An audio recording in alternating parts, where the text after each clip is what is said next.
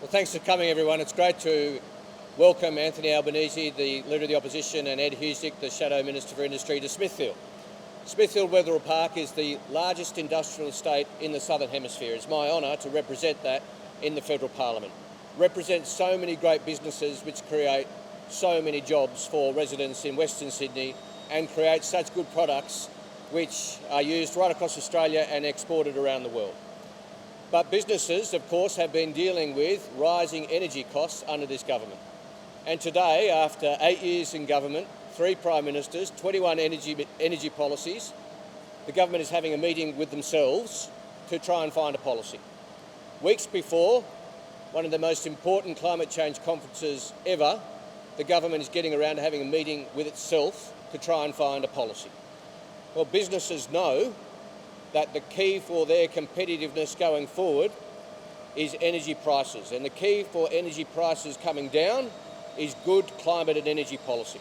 And this government's had 21 goes and wants us to think that their 22nd attempt will be the one where they get it right. We in the opposition know that the world's climate emergency is Australia's jobs opportunity. We can be creating jobs here in Australia, putting downward pressure on energy prices for wonderful manufacturers like here at G. James, which makes wonderful glass products, which we've seen today, and is involved in producing aluminium as well. Aluminium, which will be a very important part of the renewable economy, providing the support for solar and wind installations across our country. But also all manufacturers need good energy policy. Here at G. James, they've installed many solar panels, which has seen them take $250 million off their energy prices, or $250,000 off their energy price every year. $250,000 every year off their energy bills, which is a very big contribution, of course, to their ongoing costs. But, of course, we have been announcing a range of policies, both in climate and energy and in procurement. A big one on the weekend from Anthony, all designed to support Australian manufacturing, Australian business, Australian industry. So I'm going to invite Anthony and again welcome him to my electorate, my community, and then Ed, and then we'll take your questions. Well, thanks very much, Chris, and it's great to be back in Australia's largest industrial estate here in Western Sydney with Chris Bowen and Ed Husic, who I want to pay tribute as well to the work that Ed's done in developing our Buy Australian plan that we launched on Saturday. And I want to thank you, Michael, for the very warm welcome here to G. James. This is a factory that is employing Australians with good quality jobs, producing high value Australian products, powered by renewable energy on the roof here, that is saving this company $250,000 each and every year. The fact is that we need to grow Australian manufacturing. One of the things that we've seen during the pandemic is the strength of Australian society, Australians making sacrifices each and every day to keep each other safe. But we've also seen some of the weakness in the Australian economy, the lack of resilience which is there because of the decline in manufacturing that this government has presided over. One way that we can fix that is to buy Australian, to have a future made in Australia. And our 10-point plan launched on Saturday will do just that, assisting companies like this one to continue to grow and expand, to get those government contracts, to make sure that every Australian dollar makes a difference for Australian jobs. Just like people in this community and in communities right around Australia say, buy local, think global. We should have that same approach towards procurement from Australian governments, whether they be our federal or state or local governments. But here at this factory it shows what can be done. We can be the best in the world. We can produce the best quality manufactured products in the world. We can value add. We can compete and continue to grow, particularly in our suburbs and in our regions. And that is what our Buy Australian plan is about, supporting Australian jobs. Can I make a comment as well about the government's announcement today about a deal with NASA to incorporate an Australian rover on a future mission. It's great that Australia is being involved in space. There is opportunity for us, but let's save this planet first. And there's a conference in Glasgow in a couple of weeks' time that is very important for that. Now, of course, the Prime Minister should be at the most important global meeting on climate change that has occurred this century. And equally obvious, though, is that a few days in Scotland won't undo the damage that's been done by the denial and delay over the last decade from the coalition government. Now, I can't decide whether Scott Morrison should go to this conference, and I can't decide what Barnaby Joyce will allow Scott Morrison to say. But I'll say this, we should be putting Australia's interests first. Factories like this one, powered by renewables, lowering their costs of production, is an example that can be replicated right around the country. We have an opportunity to be a renewable energy superpower for the world. At the moment, that opportunity is being lost. Whatever you look at, the great challenges that this government faces, it's characterised by a common theme. They always act too little and too late, and as a result, the cost for the Australian economy and the loss of Australian jobs is there for all to see. So whether it's the gaining of vaccine supply or whether it's action on climate change, this government always waits until there's an absolute crisis before it acts. And as a result, other countries get ahead of us. Other countries have an advantage over Australia's position. What we need is a Prime Minister in this country who's prepared to lead debate, not have internal discussions about things that are obvious. The debate on climate change has moved way past this government. You have every business, the National Farmers Federation, every state and territory government, and here they're playing catch up with closed-door meetings, with absurd interviews from government ministers where they won't even say whether they support net zero emissions by 2050 or not, and cabinet ministers doing interviews where they pretend they're not part of the government, where they pretend they're not part of the coalition government, including the Deputy Prime Minister on the ABC 7:30 program last night. You'd think he was a commentator. He's the Deputy Prime Minister of the country, and with that comes responsibility. That's a responsibility that he's not taking up and fulfilling at the moment. I'd ask Ed to make some comments as well about our Buy Australia plan.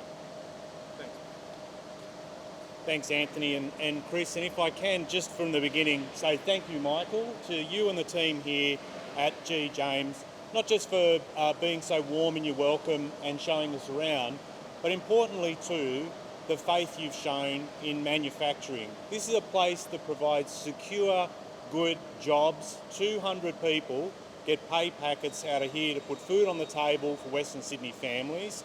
It's why we're so focused on manufacturing, in part because it delivers these full-time jobs.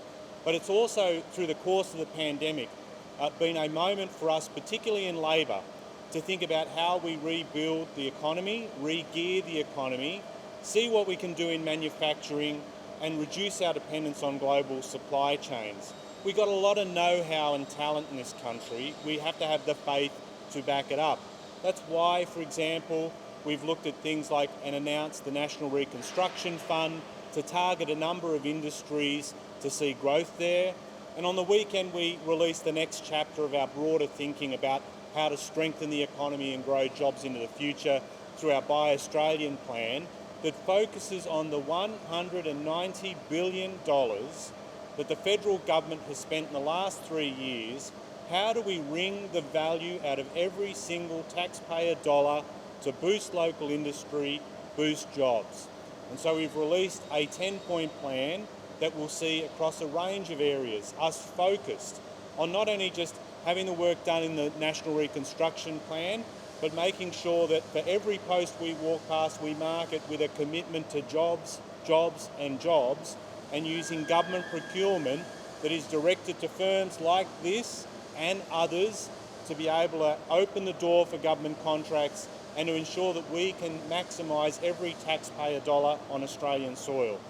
Now, this doesn't mean a huge new spending commitment. It means using the existing spending smarter, buying local, driving those decisions.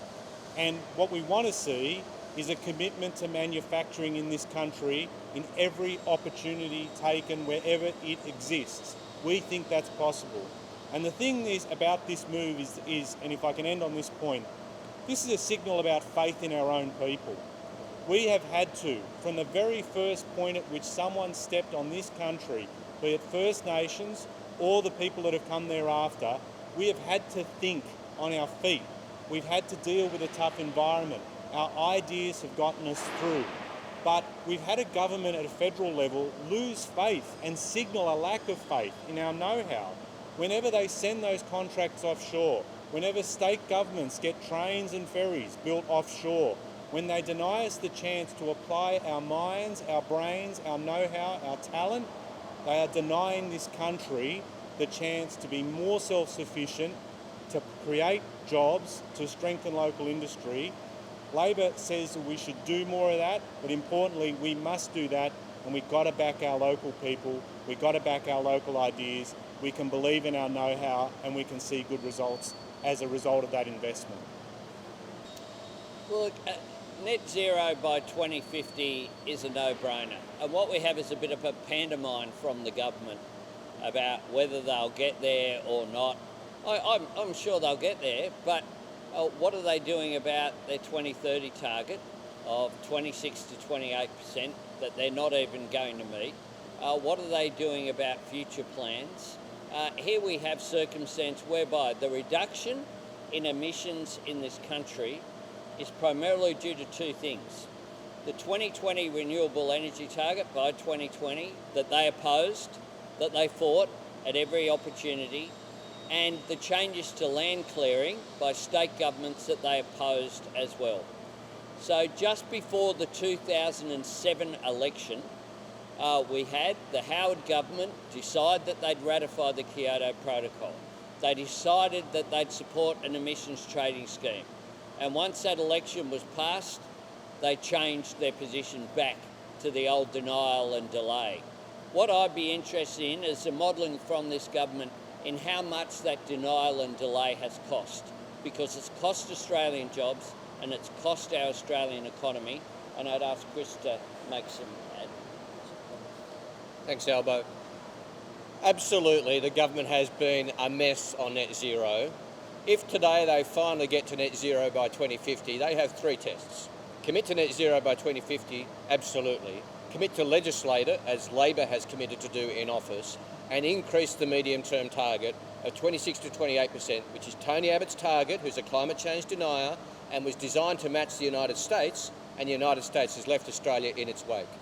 Anything less than meeting those tests, 2050, legislate it, and increasing medium-term target will just be another cop-out at COP.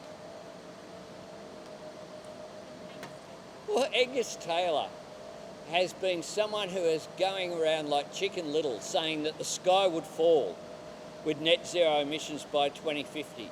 You can't run a campaign for day after day, week after week, month after month, year after year, a scare campaign, and then at the last minute go, oh, I just noticed that the whole world has moved past us, that we're losing the advantage that we have. We see from this factory here, $250,000 saved because they have renewable energy here, an annual saving. That can be replicated throughout the economy. We have resources like lithium, copper, nickel, that will be in massive demand. And part of our Future Made in Australia plan is, why aren't we making batteries here? Why aren't we making solar panels, more of them here? Why aren't we making wind turbines here? We have every natural resource that goes into the products that will be in demand in the future. And what we've done is sat back from people like Angus Taylor, who has no credibility on these issues, be it energy or on industry that he's now in charge of. The truth is that it will take a Labor government prepared to shape the future, prepared to take up the opportunities that are there to create jobs and to really drive Australia forward. I might see if Ed wants to comment on the industry stuff. Oh, well, Angus. absolutely. I think, with Angus, this is a bloke who had trouble producing an energy policy, and now he's heading up energy policy. I mean, he's had enough trouble riding one horse, let alone two. And as Anthony's pointed out, we have a lot of opportunity, and this is one of the things that's been raised about Australia, is that we don't do enough value add in resources. We ship off a lot of the resources that the rest of the country value adds, and turns into products that can help in their own nations, particularly with respect to batteries. And we don't do enough here onshore. And Angus Taylor is not going to focus on that. These are big issues requiring a lot of thought and a lot of follow through, and we haven't seen that out of Angus Taylor whatsoever. And he will be divided between what he's doing on energy, which isn't much, and industry, which is doubtful he'll do much, but we miss opportunity as a result. And it really is a time coming out of the pandemic that we think about doing things differently, more value add, more in terms of jobs, opening up opportunity, be it on batteries, be it on the other renewable technology, or even possibly the prospect of manufacturing EV onshore or electric vehicles onshore, which a lot of other countries are getting their heads around and are starting to move on. But again, this government won't do it. They say it's too hard for them to do. And just bear this in mind. They've dedicated $1.5 billion in their modern manufacturing initiative over 4 years, covering 6 different areas. And that's all they've committed. Yet at the same time, through their JobKeeper program, we can see under that program $13 billion go to firms with rising revenues. That is a lost opportunity to invest in Australian manufacturing. And when you contrast their failures on JobKeeper and their failure to really do better on modern manufacturing, that speaks volumes about the fact that this government overall hasn't really cared about industry, has rotated industry ministers, and now put in a minister who's got divided attention and won't really commit to the job. Could I just add just one point for Angus Taylor to think about, which is that Tritium's a company in southeast Queensland. It is producing the fastest electric vehicle charging stations in the world, with Australian science and innovation, Australian resources, made by Australian labour on site in Queensland. And what we have from Angus Taylor with regard to electric vehicle charging stations that are the fastest in the world being exported to North America and to Europe is this government says that electric vehicles would destroy the weekend. That's the alternative here. Are you going to believe someone who is now an industry minister and an energy minister who was a part of that scare campaign with the Morrison government during the last campaign? This guy speaks about embracing technology while he trashes it. When he trashes Australian technology, what he's really doing is trashing Australian jobs. Oh, look, I think the Victorian Liberal Party have a lot to answer for. They have Michael Sukkar sitting around the cabinet table. They could talk to Kevin Andrews about branch stacking. Kevin Andrews, the former member, in terms of former candidate, he's not a candidate this time round. He's been stacked out with the branch stacking that's occurred in Victoria. And what you have a look at is this contrast. In the Victorian Liberal Party, you've had mass stacking. You've had Michael Sukkar employing people, including people in other offices, and a whole range of issues which were revealed earlier this year. No action from the Prime Minister. What I did within 24 hours, along with Daniel Andrews, of the Channel 9 revelations on 60 Minutes, was we expelled Adam Somyurek. We then went and intervened into the Victorian branch. We took over the branch and put Steve Bracks and Jenny Macklin in charge of cleaning it up. We suspended all the operations of the membership committee. We wrote to every member who had been signed up over many, many years and asked them to verify their membership, and if it didn't stack up, they were removed from the rolls. We took strong, decisive action, just as internally, just as we want strong, decisive action externally as well. Compare what Labor has done, compared it with the Liberal Party, or compare our view that we need a strong National Anti-Corruption Commission with Scott Morrison, who continues to attack ICAC because they have the former Premier of New South Wales giving evidence next Monday. I welcome IBAC's inquiries. I welcome transparency inside our party or inside the political processes in general. The Liberal Party cover up, attack these independent bodies and won't have a National Anti-Corruption Commission. What they want is a body whereby the only thing they'll look at are things that are referred to them by the government itself. We've spoken about Angus Taylor. We still don't know who wrote the letter about Clover Moore with regard to Angus Taylor. He didn't give evidence before the appropriate authorities. He chose not to. So I think that the Liberal Party do have a lot to answer on these questions. So look, the IBAC processes are underway, and it's important they be allowed to take place independent of political interference. That's an important principle and one that I support. Well, I think the question here for the current government is what role are their sitting ministers and other members of parliament that are under a cloud, that have these investigations, that have had no response, that simply just charge ahead. I mean, the number of inquiries into serious issues that have occurred under this government are multiple. And what Australians are concerned about is they're concerned about their jobs. They're concerned about their future. The sort of policies that we've put forward for a future made in Australia are what they're concerned about.